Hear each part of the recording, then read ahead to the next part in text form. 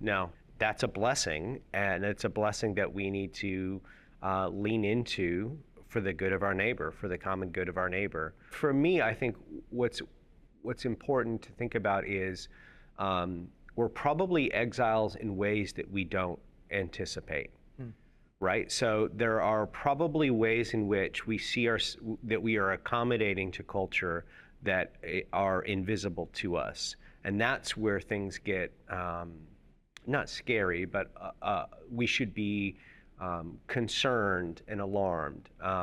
So even someone who really identifies with being an exile, who says, we are in Babylon, just burn this place down, there's nothing good here, they are probably accommodating in ways, there's probably always, all of us are probably accommodating in ways that we don't see. And I don't bring that up to make, to make people paranoid, but to calmly and cautiously and discerningly with wisdom in community ask ourselves, what are some ways in which we are adopting ideas that we should not be? And so one of those that we have both written about is expressive individualism. Right. It's easy to imbibe this idea that we create our own identities, that we sustain our own identities, that we have this responsibility to. It's just that I choose to create an identity that's Christian, a certain kind of evangelical, right? But what I'm not recognizing is that I get my identity actually from God.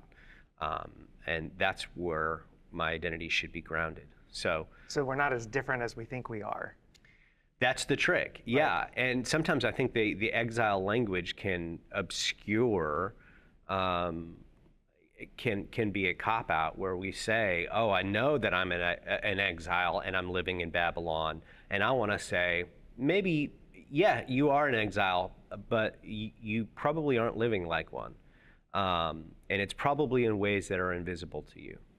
So that, I guess this goes back to the thing we started with was, when Peter talks about us being exiles or sojourners, strangers, that should be deeper than the cultural circumstances that we find ourselves in.